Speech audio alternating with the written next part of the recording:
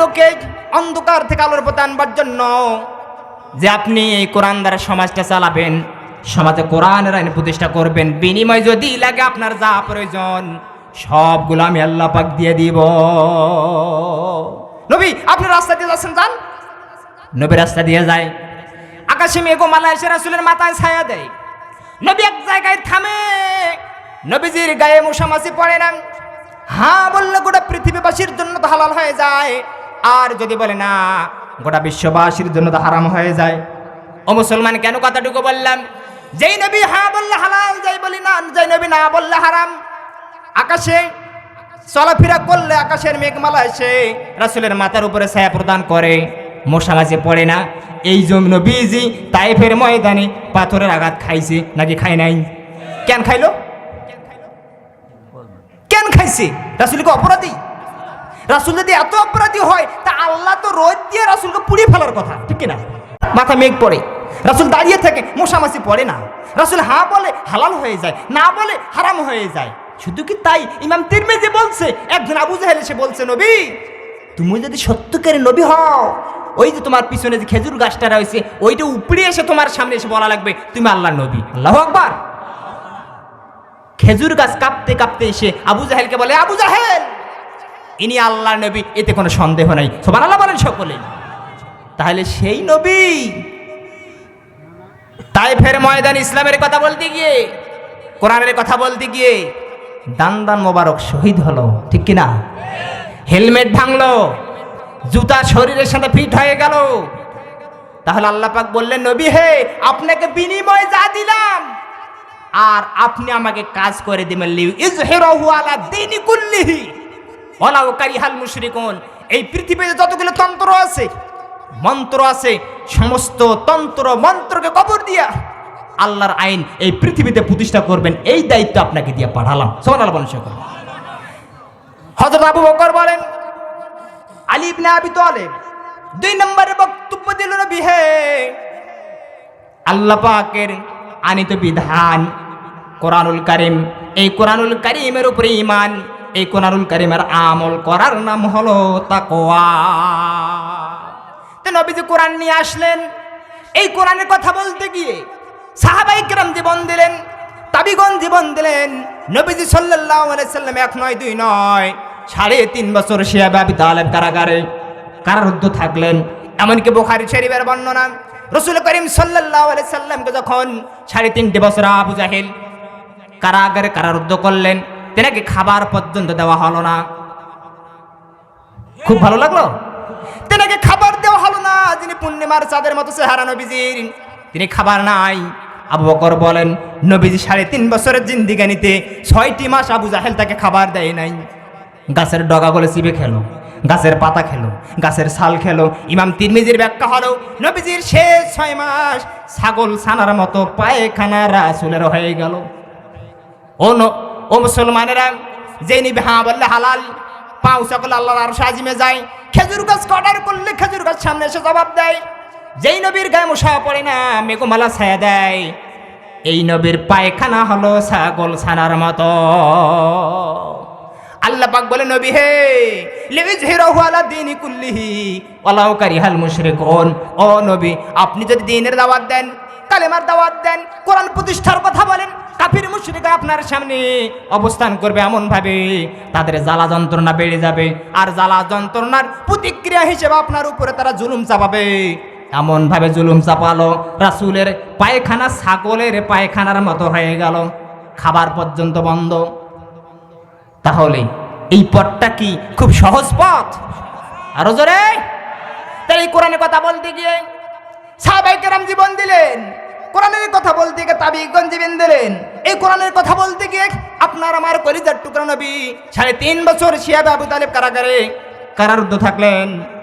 এই কোরআনের কথা বলতে গিয়া যিনি গোটা পৃথিবীতে 50টি বছর কোরআনের কথা বলেছে, কোরআনের পাখি আল্লামা সাঈদী কারারুদ্ধ থেকে দীর্ঘ 13টি বছর থাকার পরেও তাকে 20 মানে শাহাদাত বরণ করা হয়েছে।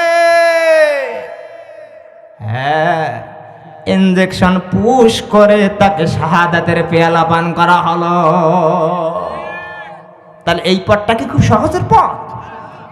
আমির জামাত একটা কথা বলছিলেন, নিজে আমরা দুর্নীতি করব না, দুর্নীতিবাজদেরকে আশ্রয় দেব না। কথা বলেন না কেন? হ্যাঁ, এদেশের মানুষ বুঝে গেছে। এদেশের মানুষকে ধোকা দিয়ে বোকা বানাবেন।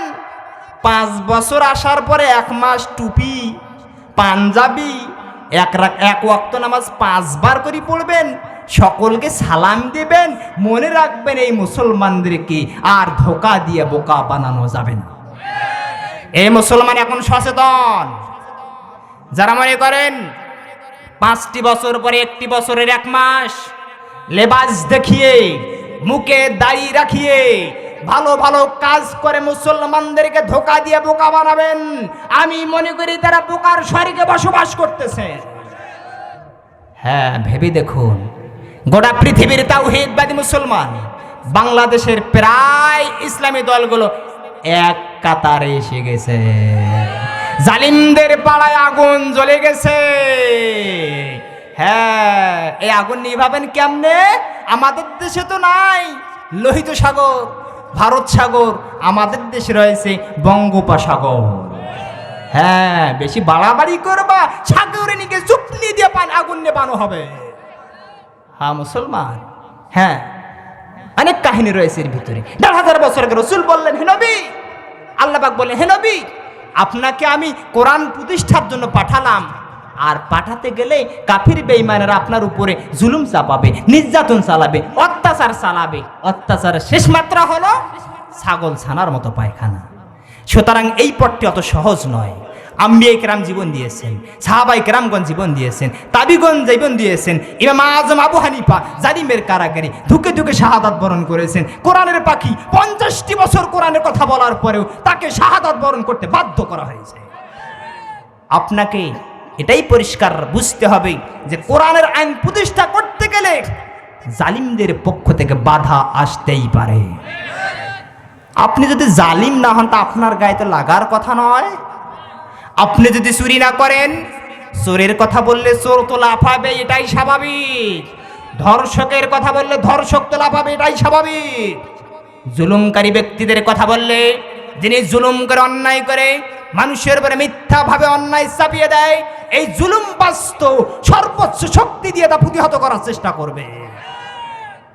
হ্যাঁ, সাদা আমরা তুলব না, তুলতেও, জোরে বলেন, তুলতেও। হ্যাঁ, নবীজি বলছেন, হযরত আলী ইবনে আবি তালেব বলছে, 1 নাম্বার বলছি আল্লাহকে ভয় করার নাম আছে তাকওয়া। 2 নাম্বার আল্লাহ পাকের প্রেরিত কোরআনকে মেনে নেওয়া, আমল করার নাম আছে তাকওয়া। 3 নাম্বার আখিরাতের প্রস্তুতি নেওয়ার নাম আছে তাকওয়া। সুবহানাল্লাহ বলেন সকলে। আখিরাতের প্রস্তুতি কি? ওয়া আম্মা মান খাফা মাকামা রাব্বিহি ওয়া নাহান নাফসা আনিল হাওয়া। পরকালে যখন আল্লাহ রাব্বুল আলামিনের সামনে আমি দাঁড়াবো, আমি কি জবাব দিতে পারবো নাকি পারবো না? আমি কি হিসাব দিতে পারবো নাকি পারবো না? একটু উদাহরণ দিতে গিয়ে একটা বাংলা ভাষায় বলি। এক ছেলে আর এক মেয়ে, প্রেমিক আর প্রেমিকা, গেছে বাদর দেখতে। ভাগ্যক্রমে একটা ছোট ছড়া কলা দিয়েছে। বাদর একবার মুখে দেয়, একবার পিছনে দেয়, একবার মুখে দেয়, একবার পিছনে দেয়। মেয়ে বলে, এই তোমার কলা আসলে হালাল টাকার নয়, কলা খাবে মুখ দিয়ে, কলা পিছনে দেয় কেন? তোমার সাথে প্রেম ব্রেকআপ। কি? হ্যাঁ, ব্রেকআপ। এই বানর মালিক কোথায় রে? কি হয়েছে সমস্যা? যে কয়েকদিন আগে আপনার আমার মতো একটা ভদ্রলোক এমন একটা খাবার দিয়েছিল, পেট কেটে বের করা লাগছে। এখন বানর চেক করে দেখে, পিছন দিয়ে বের যদি হয় তখন খাবে। হ্যাঁ, যা অন্যায় করতেছেন, যা জুলুম করতেছেন। এক বানর তো পাশা দিয়ে দিতে দিতে মামু বাড়ি দিল্লি গিয়ে পড়েছে। হেলিকপ্টার উঠার পর্যন্ত সময় পেয়েছিল। যদি জুলুমের মাত্রা বেড়ে যায়, এরা তো উঠতে সময় পেয়েছে, তোমরা উঠতে পর্যন্ত সময় পাবে না। হ্যাঁ, বুঝতে হবে ভাই, এরা তো উঠার মতো, পালানোর মতো। 45 মিনিট, হ্যাঁ 45 সাল। কয় সাল? হ্যাঁ 45 সাল। আল্লাহ কত সাল জায়গার ভিতরে দিচ্ছি, 45 মিনিট পর্যন্ত সময় তারা জুটল না। কোরআনের বাকি একটা কথা বলেছিল, আগুন নিয়ে খেলবেন না, মুসলমানদের সেন্টিমেন্ট নিয়ে খেলবেন না, বাংলার জমিনে জায়গা হবে না। মামু বাড়ি দিল্লি গিয়া পড়বেন, পড়ে নাই? আরো জোরে বলেন পড়ে নাই?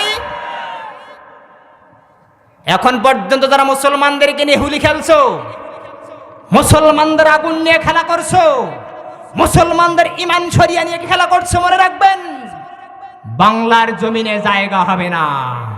এ মুসলমান সচেতন, সুতরাং কোরআনের বিরুদ্ধে যদি কোনো ব্যক্তি কথা বলে, যদি আমার বাবাও বলে, আপনার বাবাও বলে, ইমানের স্বার্থে, ইসলামের স্বার্থে বরদাস্ত করা হবে না।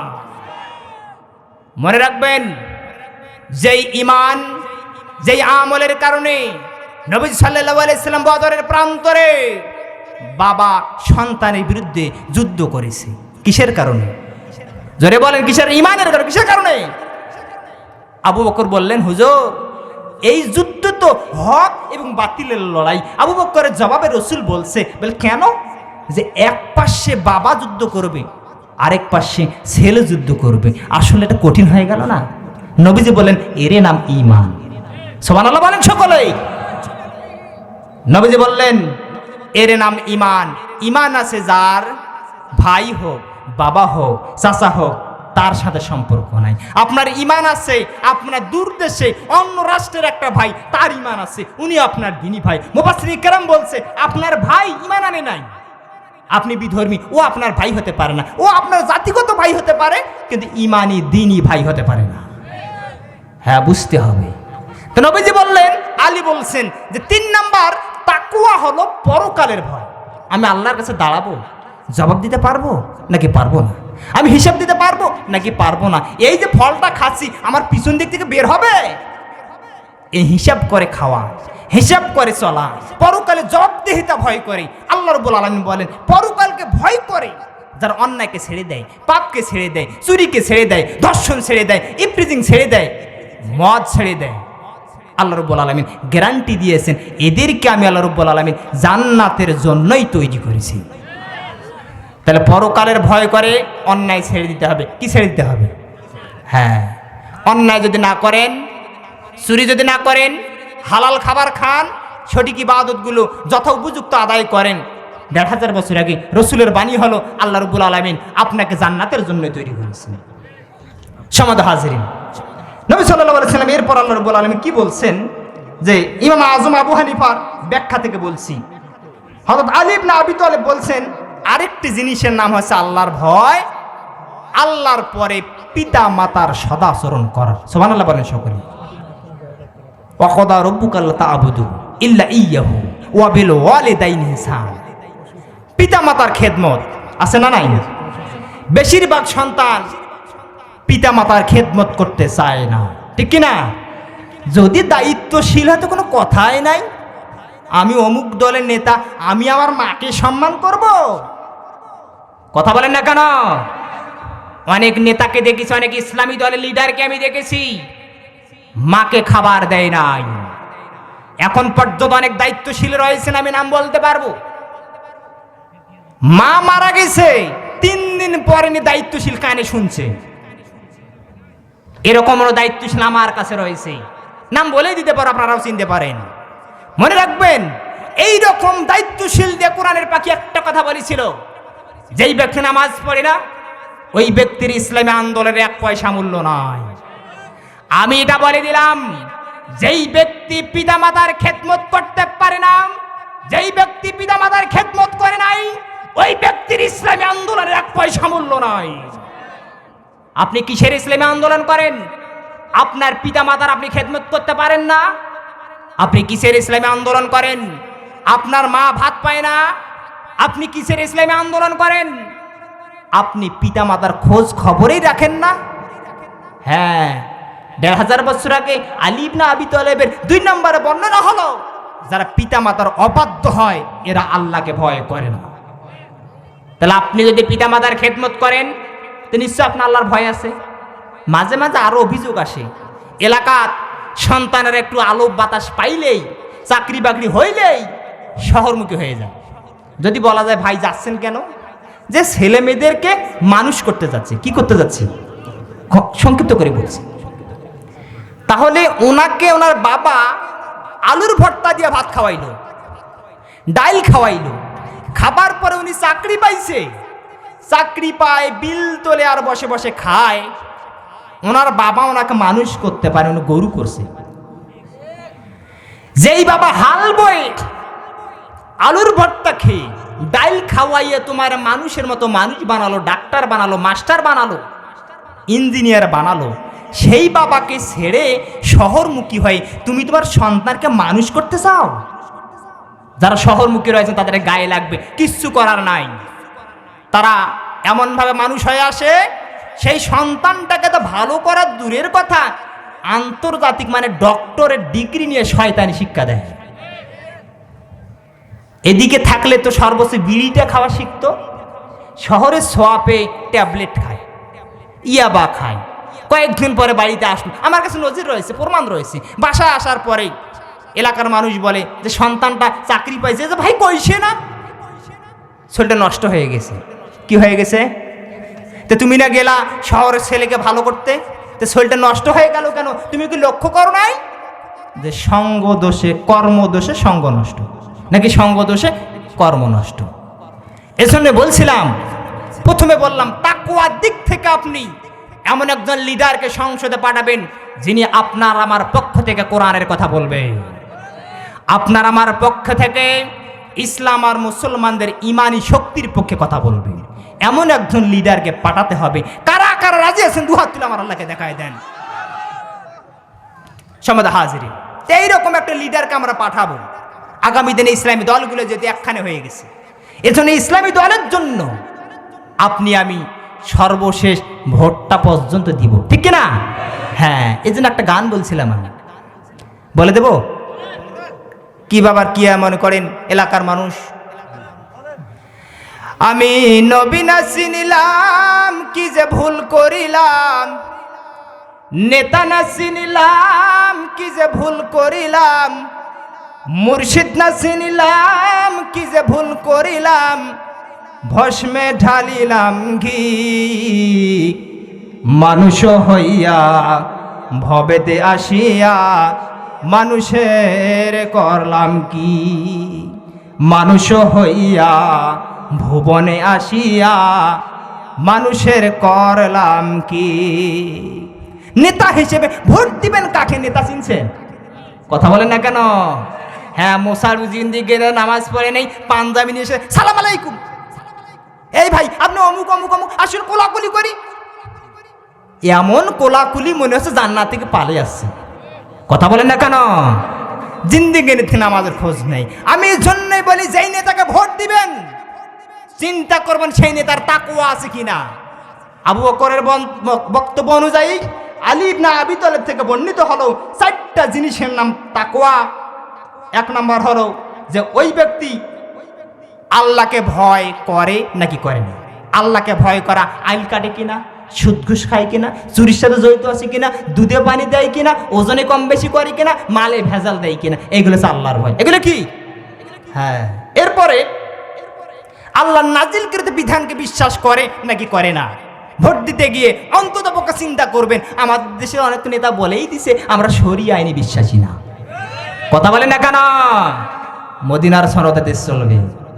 আর এই কথা তো মুখ দিয়ে বলা যেতে পারে, বাস্তবতাটা যে কত কঠিন এটা আপনাকে বুঝতে হবে। আজকে আমি আসার আগে একজন বলল যে এমন ঝড়ক দিলে বক্তব্য দেওয়া যাবে না যাতে এলাকার মানুষ উঠে যায়। আচ্ছা, আমার কি ঠেকা পড়ছে? আমি কেন ঝড়ে কোদাল দিয়ে বক্তব্য দেব? আমি কেন রাজনৈতিক কথা বলবো? হ্যাঁ, একটি কথা আমি আপনাদের ক্লিয়ার করে বলি, বাংলা ভাষায় কথাটুকু বুঝে নেন। আপনি আমি যদি একজনকে গালাগালি করি, আপনার আমার ভোট বাড়বে না কমবে? খুব ভাবি চিন্তে উত্তর দেন, বাড়বে না কমবে? যদি তাকে আদর স্নেহ দেখিয়ে, সোহাগের মমতা দেখিয়ে, যদি তার মাথায় হাত বুলাইয়ে ইসলামের পক্ষে আনতে পারি, ভোট বাড়বে না কমবে? সুতরাং আমাদের টার্গেট হবে সংঘাত নয়, ষড়যন্ত্র নয়, বিনয় এবং ভালোবাসা। আমরা ঐক্য দিয়ে ভালোবাসা দিয়ে এই সমাজ গড়ানোর চেষ্টা করব, ঠিক কিনা? আপনি আমি সংঘাত চাই না, দ্বন্দ্ব চাই না, প্রতিহিংসার রাজনীতি চাই না। আপনি আমি চাই সহানুভূতির রাজনীতি। আপনি আমি চাই ভাই ভাই মহব্বত করার রাজনীতি। ভাগ্যে যার যা আছে তা তো হবেই। ঠিক কিনা? ওয়াকানা হাক্কান আলাইনা নাসরুল মুমিনিন। নবীজি বলছেন, আল্লাহ রাব্বুল আলামিন জানিয়েছেন, মুমিন হিসেবে টিকে থাকবেন, বিজয় দেওয়ার দায়িত্ব আল্লাহ পাক নিজের হাতে নিয়েছে। শুধুমাত্র আপনি ইমানদার হিসেবে টিকে থাকবেন, তাকওয়া নিয়ে স্থির থাকবেন, সুম্মাস্তাকামু তাতানাজ্জালু আলাইহিমুল মালাইকা আল্লা তাখাফু ওয়ালা তাহজানু। নবীজি বলছেন, ঈমান নিয়ে ইস্তিকামাত থাকবেন, টিকে থাকবেন, প্রয়োজন আল্লাহ রাব্বুল আলামিন কাতারে কাতারে দলে দলে ফেরেশতা নাজিল করে আপনাকে সাহায্য করবেন। সুবহানাল্লাহ বলেন সকলে। এজন্যই আপনি তাকওয়ার সাথে স্থির থাকবেন। আলী ইবনে আবি তালেব ৩ নাম্বার বললেন যে আখিরাতের ভয়ে অন্যায় ছেড়ে দেওয়ার নাম তাকওয়া। ৪ নাম্বার বললাম পিতা মাতার বাধ্যগত হওয়া, পিতা মাতার খেদমত করার নাম তাকওয়া। ৫ নাম্বার হলো অল্পতে খুশি হওয়া। অল্পতে কি? মাঝে মাঝে আমাদের সমাজে বলে ছেলে দেওয়ার মালিক কে, মেয়ে দেওয়ার মালিক কে, না দেওয়ার মালিক কে, কাউকে একসাথে 2টা করে দেয়, এটার মালিক কে? মাঝে মাঝে আমাদের লোকেরা বলে কপালটা এতই খারাপ রে, 3টায় মেয়ে। কথা বলেন না কেন? আজকে সকালবেলা একজন বললো যে ভাই দোয়া করেন যে 3টায় মেয়ে, এবার কাটা যেন ছেলে হয়। আশ্চর্য কথা। আপনাকে যা আল্লাহ পাক দিয়েছে তাই নিয়ে তো আপনি সন্তুষ্ট থাকবেন। আল্লাহ যদি আপনাকে 3টা মেয়ে দেয়, ১,৫০০ বছর আগে রাসূল বলছে 3 মেয়ের পিতা সৎ পাত্রে পাত্রস্থ করতে পারলে আমি নবী মুহাম্মদ সাল্লাল্লাহু আলাইহি সাল্লাম সহ একই জান্নাতে অবস্থান করব। আবার রাসূল বলছেন তোমরা মেয়েদেরকে কষ্ট দিও না, কারণ মেয়ে সন্তানের পিতা ছিলাম আমি নবী মুহাম্মদ সাল্লাল্লাহু। সুতরাং মেয়ে সন্তানকে আঘাত দিলে, মেয়ে সন্তান যদি চোখ দিয়ে পানি পড়ে, আমি রাসূল কষ্ট পাই। মেয়ে সন্তানের পিতা ছিলাম আমি, কারণ আমার ঘরে সন্তান ছেলে এসেছিল, আল্লাহ রাব্বুল আলামিন নবুয়তের ধারাকে ঠিক রাখবার জন্য তাদেরকে উঠাই নিয়েছেন। এজন্যই মেয়ে সন্তান দিলে মন খারাপ করা যাবে, ছেলে সন্তান দিলে খুশি খুব হওয়া যাবে। দেওয়ার মালিক, নেওয়ার মালিক, না দেওয়ার মালিক। তাহলে যা দিয়েছে, আবার অনেকে বলে আল্লাহ আমাকে ফকির বানিয়ে পাঠাইছে, এই অমুকের 4 চাকা গাড়ি, অমুকের বিল্ডিং, আর আমার কিচ্ছু নাই। আর আপনাকে আল্লাহ যা দিয়েছে তাই দিয়ে সন্তুষ্ট থাকতে হবে। আপনি তো খাচ্ছেন, মরি তো আর জান নাই, ঠিক কিনা? আপনি তো দৈনিক প্রতিদিন আল্লাহ রাব্বুল আলামিনের আলো বাতাস খাচ্ছেন, এগুলোকে মূল্য পরিশোধ করতে পারবেন? জমিদারি চলে যাবে, একদিনকার অক্সিজেনের বিল হবে না। জমিদারি চলে যাবে, এই ডাক্তার পাশেই রয়েছে। একদিন একটা মানুষ প্রায় 50 থেকে 60,000 টাকার অক্সিজেন খায় সর্বনিম্ন, আবার কেউ কেউ লক্ষাধিক টাকারও খেতে পারে। তাহলে আপনার জমিদারি 50 লাখ টাকা বা 50,000 টাকা একদিন অক্সিজেন খান, কয়দিন বাঁচবেন? হ্যাঁ, আল্লাহ আপনাকে যাই দিয়েছে তাই নিয়ে তুষ্ট থাকবেন। এরপর রাসূল সাল্লাল্লাহু আলাইহি সাল্লাম বললেন আপনাকে সন্তান দিল না দিল, ভালো মন্দ সব বিবেচনা মহান আল্লাহর হাতে, যা দিয়েছে তাই নিয়ে খুশি থাকবেন। আর মেয়েদেরকে কষ্ট দিবেন না, কারণ মেয়ের কষ্ট দিলে আমি রাসূল কষ্ট পাই। তারপর আরেকটা বিষয়, সাহাবী আসলেন, হুজুর থামেন থামেন থামেন থামেন, কি হয়েছে? যে আমি ঈমান এনেছি এই কয়েকদিন হচ্ছে, আমি এখন আমার অভদ্র মা যিনি ঈমানদারদেরকে দেখতে পারে না, নাস্তিক, ইহুদি, খ্রিস্টান, হাদিসে এসেছে ইহুদির কথা, আমি কি আমার ইহুদি মায়ের খেদমত করব? রাসূল বললেন ইহুদি হোক আর খ্রিস্টান হোক, সে তোমার মা। আল্লাহু আকবার। একজন সাহাবী আসলেন, হুজুর খেদমত করব কার? রাসূল বললেন তোমার মায়ের। এরপর কার? তোমার মায়ের। এরপরে কার? তোমার মায়ের। সাহাবী আশ্চর্যিত হয়ে গেলেন, বারবার খালি মায়ের মায়ের মায়ের। হুজুর এরপর কার? এরপর তোমার বাবা। আল্লাহু আকবার। তাহলে আপনাকে যা দিয়েছে তাই নিয়ে তুষ্ট থাকবেন। মার সাথে খারাপ ব্যবহার করে ইসলাম আন্দোলন নেতা হতে পারেন, কিন্তু পরকাল আপনার বিফলে গিয়েছে।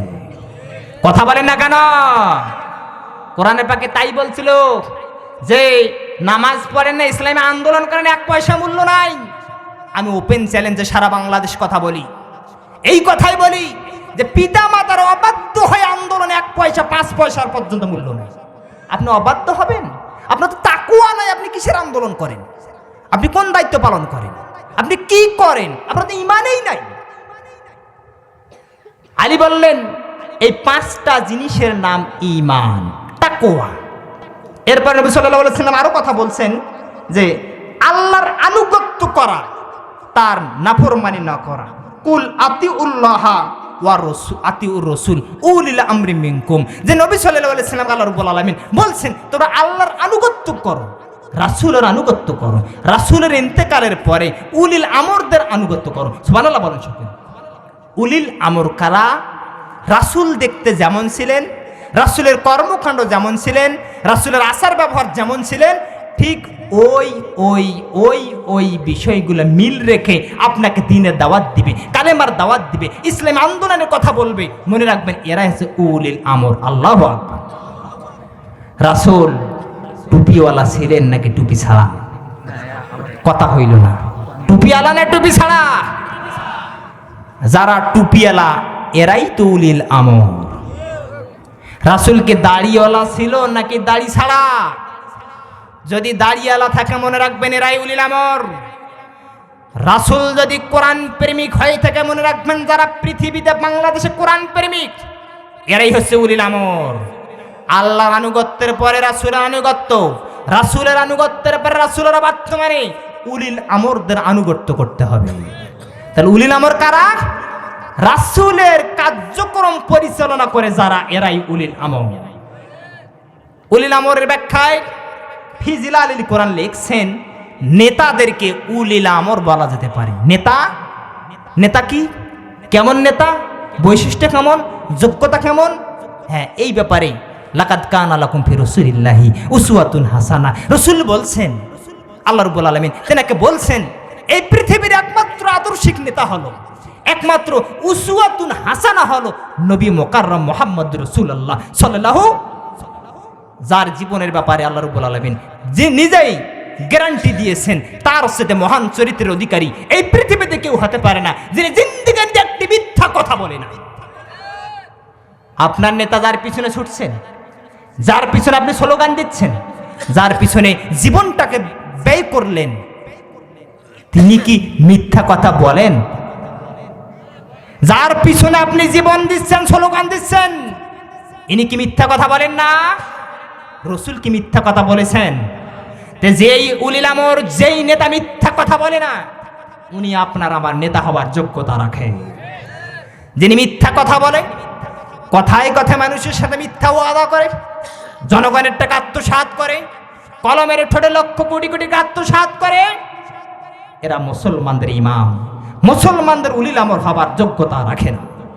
এটাই পরিষ্কার। তাহলে আল্লাহ পাক বলেন আতিউল্লাহ ওয়া আতিউর রাসূল উলিল আমরি মিনকুম, তোমরা আল্লাহর আনুগত্য করো, রাসূলের আনুগত্য করো, এরপরে উলিল আমরদের নেতৃত্ব আনুগত্য করো। এরপরে আব্দুল ইবনে মাসউদ বলেন রাসূল সাল্লাল্লাহু আলাইহি সাল্লাম বলছেন এরপরে আল্লাহ পাকের শরণ, ইত্তাকুল্লাহ, ভয় হলো 6 নাম্বারটা হচ্ছে আল্লাহ পাকের শরণ, আল্লাহ পাকের জিকির। সুবহানাল্লাহ বলেন সকলে। আল্লাহ পাকের জিকির কি? যেখানে আছেন সেইখানে আল্লাহকে স্মরণ করে অন্যায়কে ছেড়ে দেওয়ার নাম হচ্ছে আল্লাহর স্মরণ। সুবহানাল্লাহ বলেন সকলে। আপনি যেই দায়িত্বে রয়েছেন, যেই কাজে রয়েছেন, যেখানে যে অবস্থায় যেমন তেমন রয়েছেন, ওই অবস্থায় বিবেকের আদালতে প্রশ্ন করবেন আমি যে কাজটুকু করতেছি এই কাজটা কি অন্যায় না ন্যায়, এই কাজটা কি ভালোর পক্ষে না খারাপের পক্ষে, কাজটা কি যৌক্তিক নাকি অযৌক্তিক, কাজটা কি ইসলামের স্বার্থে না ইসলামের বিপক্ষে, এই চিন্তা করবেন।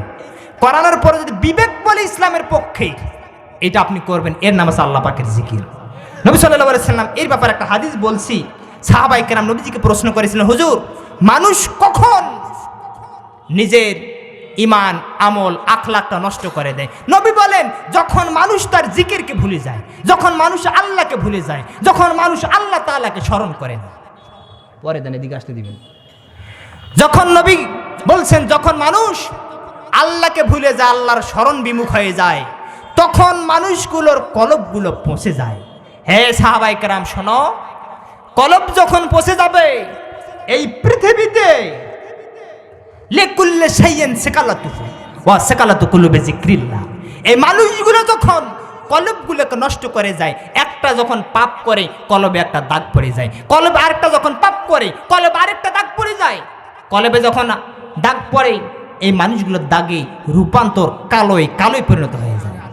সাহাবায়ে কেরাম বলছেন একটা অন্যায় একটা দাগ, একটা পাপ একটা দাগ, একটা অপরাধ একটা দাগ বসে। নবী হে, এই দাগটাকে পরিষ্কার করবার জন্য, এই অন্যায়, এই কলবের ময়লাটাকে, কলবের দাগটাকে পরিষ্কার করবার জন্য কি রয়েছে? নবীজি বলছেন লেকুলে শাইইন সাকালাতুহু ওয়া সাকালাতু কুলুবি যিকরিল্লাহ। এটা পরিষ্কারের একটি মাত্র অস্ত্র হলো আল্লাহ পাকের জিকির, আল্লাহ পাকের স্মরণ। আল্লাহু আকবার। আপনি কোথায় রয়েছেন? কোদাল নিয়ে ভয় করবেন কাকে? ব্যবসা করতেছেন, দাড়ি পাল্লা নিছেন, ভয় করবেন কাকে? দুধ বিক্রি করতেছেন, দুধে থাকবে মশা মাছি, ইসলাম আজ বেড়াবে? হ্যাঁ, ইমান আছে বুঝবেন তখন যখন ওই মানুষটাকে ভালো ভালো কাজগুলো প্রশান্তি দিবে, আনন্দ দিবে, বুঝবেন ওই ব্যক্তির ইমান আছে। সুবহানাল্লাহ বলেন সকলে। কখন মনে করবেন যে আপনার ইমান নাই? যখন দেখবেন আপনার ভালো কাজগুলো খারাপ লাগতেছে, আপনি অন্যায় কাজে বাড়াচ্ছেন, মন শান্তি পাচ্ছে, খুশি হচ্ছে, অন্যায়ের দিকে আপনি আগাচ্ছেন, মনে রাখবেন আপনার ইমান ঘুরে ধরে গেছে, আপনার কলব নষ্ট হয়ে গেছে, আপনি আল্লাহর স্মরণ থেকে, আল্লাহ পাকের জিকির থেকে বিমুখ হয়ে গেছেন। ও মুসলমানেরা, তাহলে আলী ইবনে আবি তালেবের বক্তব্য হলো, নবী সাল্লাল্লাহু আলাইহি ওয়াসাল্লাম তাই বলছেন। আব্দুল্লাহ ইবনে মাসউদ বলেন 7 নম্বরের তাকওয়া হলো আল্লাহ তাআলার শুকরিয়া আদায় করা। সুবহানাল্লাহ বলেন সকলে। আল্লাহ আপনাকে যা দিয়েছে, সুস্থ আছেন, ভালো রয়েছেন, আপনি খাচ্ছেন, ঘুম পাড়তেছেন। কোটি কোটি টাকার মালিক দেখেছি গরুর গোশত খাইতে যায়, ডাক্তার বলছে 1 পিস। কয় পিস? খেতে কাজ করে, ডাক্তার খালি হাসে যে খেতে কাজ করে, সারাদিন মাঠে কাজ করেছে, জিন্দিগানিতে গরু গোশ নাই, একদিন পাইছে, যতদূর সম্ভব মন মতো খাইছে, কোনো অসুবিধা নাই। এটা কি শুকরিয়া নয়? যখন আপনি আল্লাহর সীমাকে অতিক্রম করবেন তখন মনে রাখবেন আল্লাহ পাক আপনার আহারের ভিতরে রহমত কমাই দিবে।